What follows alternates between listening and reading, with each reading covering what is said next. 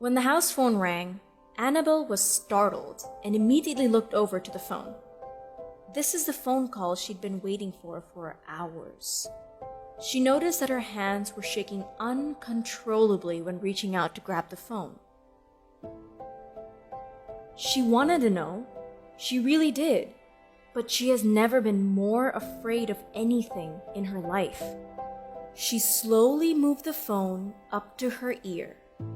"Hi, this is Annabelle?" A voice answers back, and then within seconds, tears welled up in her eyes and everything in front of her turns black. Annabelle and her husband Gerald were wedded in their early 20s and have been married for 10 years or so. By all accounts, they seem to have a pretty normal marriage and a normal life. The main difference between the two was that Gerald was highly introverted, whereas Annabelle was more of a free spirit and always lived in the moment. This gets her a lot of attention in most circles and makes her quite popular with everyone. Even though Annabelle was playful, she was always loyal to her husband. But that all changed during a festive office Christmas party. There was a man named Jack that worked at the same real estate firm as Annabelle, but they never actually spoke to each other before. But one Christmas party, they somehow got to know each other, as apparently he was just as much of a free spirit as she was, and was always a center of attention. They instantly clicked at that party and talked all night long about everything and nothing. They soon began talking more in the office and meeting up for workmate lunches. It was still pretty innocent until they exchanged numbers. And as they started texting each other, the conversation started getting flirty. Annabelle was so conflicted, but she had strong morals. So it was at the point in time she let him know that she was happily married and didn't want to go further with his relationship. Jack, being a confident man who can't take no for an answer, was even more inspired to try harder and become the man she couldn't resist. The more time they spent together at work, slowly he began to break down the walls she built around her. She got herself into an emotional affair, and she didn't even realize it. When he gave her a surprise kiss at one of their workmate lunches, she knew he had her, and she couldn't come back from it. The affair turned physical pretty quickly and seemed to be going full speed ahead as they continued their office romance. Meanwhile, things at home began to unravel. Her husband started noticing a change in his wife's behavior, as she seemed to be getting colder and colder and wouldn't be as intimate as she used to. Even their conversations were becoming short and stagnant, as she always seemed irritated for some reason. He started getting suspicious when he noticed purchases of lingerie that she had never shown him, as well as other questionable transactions. He was confused and just had to confront her. He tried to ask what was going on and if their marriage was in trouble, but somehow she convinced him everything was fine and the purchases were for a relative she was helping. Gerald didn't have a reason not to believe her because she was always faithful to him for the past 10 years. So he took her at her word and left it as is. At this point, all she could think about was Jack and how much more they had in common than with her husband. Soon after, Jack announced that he was leaving the company to move across the country and wanted her to go with him. At first, she refused. This couldn't be the way she leaves her loving husband. But as history has shown, he had a way of convincing her. In the end, she left her husband and moved to start a new life with her new lover. Gerald was completely devastated by this betrayal. Annabelle's mother and sister begged her to go home to her husband. They kept telling her that he is a rare find amongst men, a loving and dedicated husband who will do anything for her, and this road she's on will only lead to tragedy. But unfortunately, When you're rolling high on emotions, you never see the wisdom and good advice, and you always choose to go against it. Of course, not long after she moved in with him, Jack's behavior towards her started to change. He wasn't as passionate about her as before, and was even looking at her as if she was a bother. One day, she gets home early from her job hunt, and she found him in bed with a prostitute. She was enraged by this sight, but his response to this rage was indifference. Instead of shock or fear, he didn't even seem to care. It was like he wanted to get caught. When she asked why he did it, he said, "Because you were suffocating me. I can't even imagine what it was like for Gerald since you were with him for such a long time. How could he handle someone like you for so long? I would never know." Humiliated, ashamed, and jobless, she moved back to her mother's place. Gerald, as the good guy that he is, tried to convince her to go counseling together, as they had invested 10 years into this relationship and built a life together. But Annabelle was at rock bottom. She felt such guilt and shame for throwing away such a good marriage for a mere cheap thrill, and couldn't bear the thought of how much she had hurt him. So she refused. Some time went by, and she started getting sick. For more than a month, she had a persistent cough, so she decided to go to the doctor.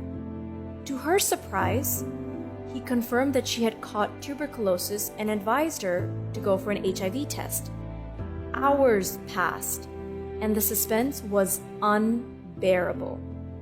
The fear was already so overwhelming, but to add the anger she felt towards herself was practically unbearable.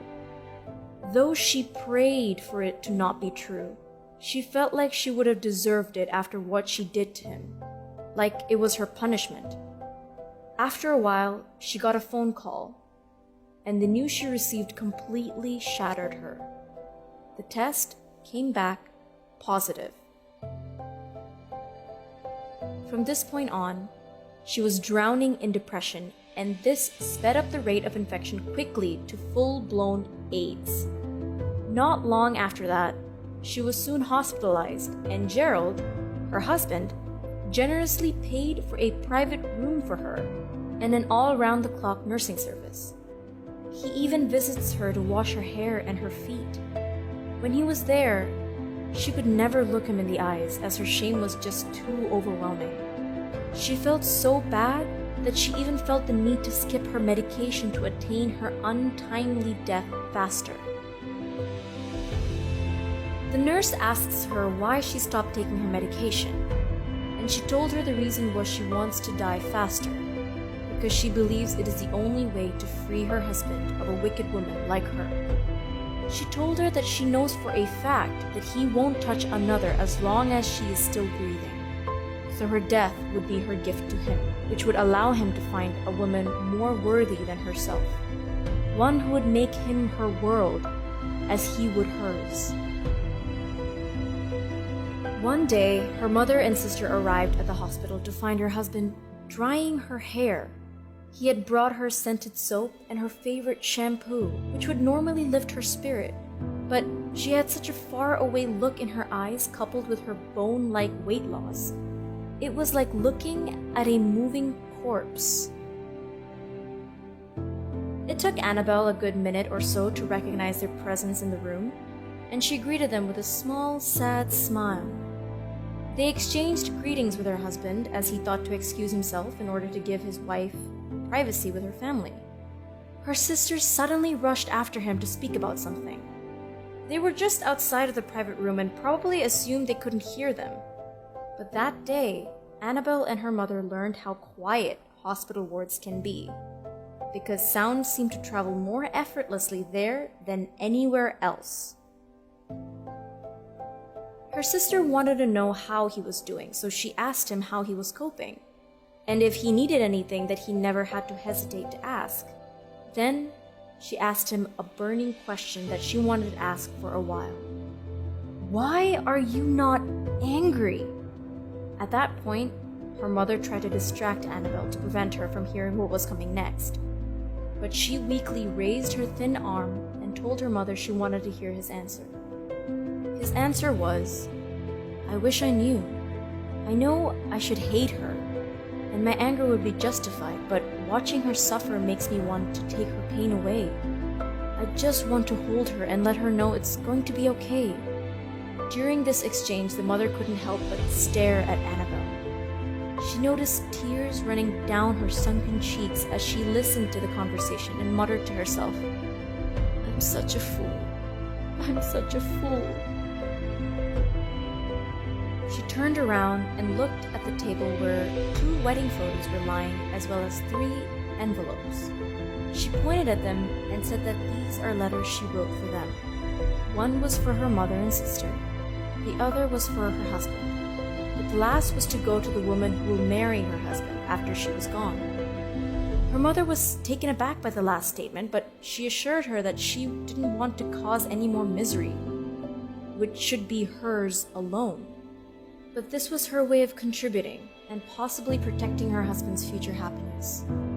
She also told her mother that not a day goes by that she wishes she didn't go back to that office party, that she should have stayed home that night and shared a cup of tea with her husband, just like he wanted. People always say that the grass is greener on the other side, but sometimes it's a hard lesson to learn that it doesn't matter how green the grass you imagine it to be. You should be grateful and feel blessed for all the wonderful things that you have in your own life. If you let go of what you have and try to keep searching for greener pastures, you may instead just find rotten soil and pests. This is an example of just that. A story of a woman who followed that belief and suffered the consequences leading to her untimely death. This video is sponsored by Let's Get Checked, a professional STD testing kit that you can do from the comfort of your own home. It is easily accessible and ensures that no individual ever puts off an STD test due to an awkwardness or uneasiness about visiting a clinic or healthcare professional. How does Let's Get Checked work? Choose your test online and it will be delivered to you in a discreet packaging. Activate your test and return your sample to our provider. Once your sample arrives in the laboratory, confidential results will be available from your secure online account within 2 to 5 days. When your results are available, they will be reviewed by a physician, and a nurse will then contact you for a consultation over the phone. In some cases, the physician will be able to provide prescriptions to the pharmacy of your choosing. If that's something you're interested in, you can get 20% off with the coupon code MINUTE20 using the link in the description. Don't put off your health. Let's get checked today.